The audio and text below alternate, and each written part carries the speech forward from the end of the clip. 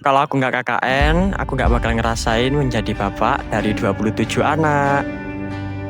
Kalau nggak KKN, aku nggak bakal tahu kalau ada orang seegois Dani. Kalau nggak KKN, aku nggak akan ngerasain dirayain ulang tahun sama 27 orang random. Kalau nggak KKN, aku nggak akan pernah ngerasain mandi bertiga. Kalau nggak KKN, aku nggak akan tahu kalau aku seegois itu. Kalau nggak KKN, aku nggak bakal ngerasain setiap setrika tapi listrik mati terus.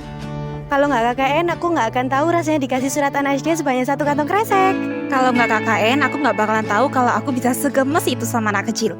Kalau nggak KKN, aku nggak tahu buat ongol-ongol. Kalau nggak KKN, aku nggak bakal ngerasain bangun pagi, antri mandi. Kalau nggak KKN, aku nggak akan ngerasain bangun jam 5 pagi untuk masakin 27 anak. Kalau nggak KKN, aku nggak akan tahu rasanya dapat teman antar prodi yang baik-baik. Kalau nggak KKN, aku nggak akan ngerasain tidur di sofa selama 30 hari. Kalau nggak KKN, aku nggak bakalan tahu kalau ternyata masuk rumah itu harus jam 11 malam. Kalau nggak KKN, aku nggak akan tahu rasanya hidup tanpa wifi. Kalau nggak KKN, aku nggak pernah tahu rasanya dieval sampai nangis. Kalau aku nggak KKN, aku nggak akan pernah tahu bahwa bahagia itu nggak cuma berdua tapi bersama. Kalau nggak KKN, aku nggak bakal tahu rasanya jadi psikolog dadakan. Kalau nggak KKN, aku nggak tahu kalau Torik itu mandinya lama. Kalau nggak KKN, aku nggak bakal ngerasain gimana rasanya bonceng 4 dan aku duduk paling depan. Kalau nggak KKN, saya tidak bakal kenal sama Mbak Rosa. Kalau nggak KKN, aku nggak akan ngerasain disuruh jadi pemimpin senam di depan orang banyak. Kalau aku nggak KKN, aku nggak bakalan ngerasain mandi berdua tiap hari. Kalau aku nggak KKN, aku nggak tahu kalau Torik favoritnya sleep call setiap malam. Kalau nggak KKN, aku nggak akan tahu bahwa sepenting itu ya komunikasi dalam hubungan. Kalau aku nggak KKN, aku nggak bakalan tahu masak bangun jam 4 pagi. Kalau aku nggak KKN, aku nggak bakal tahu apa itu manfaat KKN. Kalau aku nggak ngerasain KKN, aku nggak bakal ngerasain sakit 3 kali dalam 1 bulan. Video tadi kayaknya klise banget ya. Tapi mungkin memang hal itu yang nggak biasa kita dapatkan di kehidupan sehari-hari dan baru didapatkan saat KKN. Anyway, video ini adalah catatan PDD di 3 hari terakhir KKN kami di Desa Jatisari. Lebih tepatnya di tanggal 29 sampai 31 Agustus 2025. Di hari ke-29, videografernya alias saya sendiri, Adi, lagi piket JK Posko. Jadi nggak bisa kemana-mana. Kebetulan juga semua proker KKN kami udah selesai di tanggal 28 kemarin. Jadi entah kesamber apa, ini cowok-cowok pesen 5 porsi pizza yang aku bakal bilang sebagai self reward. Terutama sebagai PDD yang gak ada liburnya.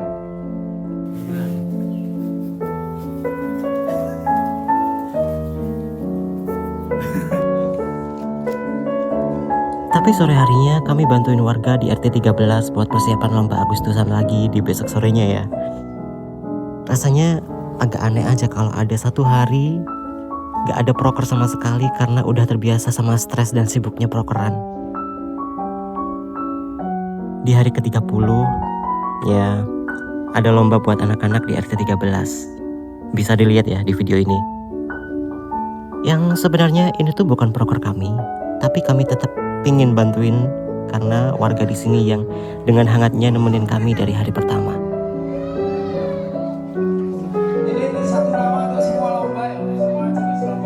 Dan di hari ke-31, malam terakhir kami di Desa Jatisari.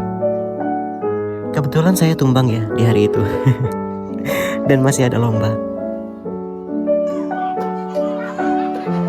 Malam itu juga kami muter vlog dan after movie yang udah disiapkan sebagai perpisahan kami dengan warga setempat. Dan tentu saja hal ini bisa ditebak. Air mata mengalir tak terbendung. Dengan berat hati kami harus meninggalkan orang-orang yang ada di sini. Juga adik-adik kecil yang biasa panggil kakak-kakak KKN akan sirna dari kepala kami seiring waktu.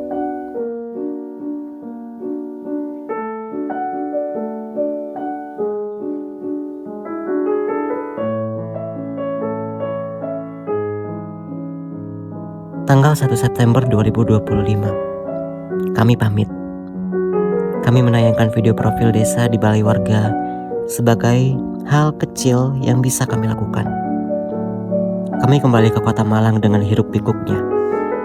Tapi kenangan dan perasaan kami bersama warga Jatisari akan tetap tergenggam dalam genggaman tangan dan akan tertanam di dalam hati. Sampai jumpa.